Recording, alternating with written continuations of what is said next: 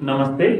आज हम चलते हैं कक्षा 12वीं जो हमने आरओ की पुस्तक को हमने जो आरओ भाग था भाग 2 उसको पूरा किया। अब हम वितान पुस्तक की ओर चलते हैं। वितान पुस्तक का पहला पार्ट है सिल्वर वेडिंग। इस सिल्वर वेडिंग जो पार्ट है इसको हम पढ़ेंगे, देखेंगे इसमें क्या क्या है। और इस ये जो मनोहर श्याम जो जोशी है उनकी रचना है ये सिल्वर वेडिंग। हम देखते हैं इसके प्रश्न उत्तर की ओर चलते हैं, लेकिन उससे पहले निवेदन है कि ललित गुप्ता सर 560 ये मेरा यूट्यूब चैनल की आईडी है। आप चाहें तो अपने और मित्रों तक इसको पहुंचा सकते हैं, इसको सब्सक्राइब करवा सकते हैं। और ललित.गुप्ता67 ये मेरी इंस्टाग्राम आईडी है, चाहे तो आप इसको फॉलो कर सकते हैं।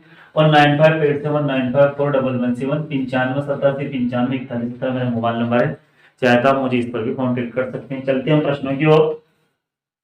प्रश्न नंबर 1 है यशोधर बाबू की पत्नी समय के साथ, है ना, समय के साथ ढल सकने में सफल होती है ना, परंतु जो यशोधर बाबू है ना, वो असफल रहते हैं। ऐसा क्यों? यशोधर बाबू की पत्नी समय के साथ ढल सकने में सफल होती है, लेकिन यशोधर बाबू असफल रहते हैं। ऐसा क्यों? तो यशोधर बाबू बचपन से ही माता पिता के देहांत हो जाने की वजह से जिम्मेदारियों के बोझ से लद गए थे।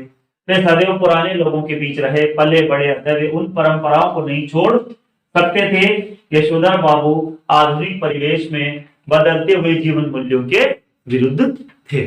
अगला प्रश्न में हम चलते हैं। प्रश्न नंबर 2 और 3 मेरे अनुसार मुझे लगा कि परीक्षा में आने लायक नहीं है। मैंने प्रश्न नंबर 4 देखा है। यशोधर बाबू की जो कहानी को दिशा देने में किशन दा की महत्वपूर्ण भूमिका रही, ठीक है ना। आपके जीवन में दिशा देने में किसका महत्वपूर्ण योगदान रहा और कैसे? वैसे तो ये प्रश्न हर बच्चे का अलग अलग हो सकता है ना, और क्योंकि ये आपके अनुसार इसका उत्तर लिखना है, परंतु फिर भी मैंने आपके लिए उत्तर तैयार किया। देखते हैं हम लोग।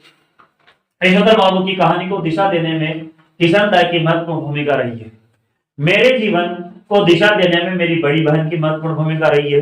वे पढ़ाई लिखाई खेल कूद सभी में हमेशा आगे रहती थी। उन्हें देखकर मुझे आगे बढ़ने की प्रेरणा मिलती थी। अब हम चलते हैं अन्य महत्वपूर्ण जो प्रश्न है उनकी ओर। पहला प्रश्न यहाँ पर, सिल्वर वेडिंग कहानी से हमें क्या शिक्षा मिलती है? इस पूरी कहानी का क्या संदेश है, हमें क्या शिक्षा मिलती है? तो इस कहानी से हमें शिक्षा मिलती है कि जीवन में आधुनिकता का समावेश करें, परंतु पाश्चात्य संस्कृति का अंधानुकरण नहीं करें। ठीक है, ये हमें शिक्षा मिलती है। आगे देखते हैं। प्रश्न नंबर 2, यशोधर बाबू की जो पत्नी है, यशोधर बाबू की पत्नी तथा बच्चों को उनका कौन सा व्यवहार बुरा लगता था और क्यों लगता था? उनका कौन सा व्यवहार बुरा लगता था और क्यों लगता था?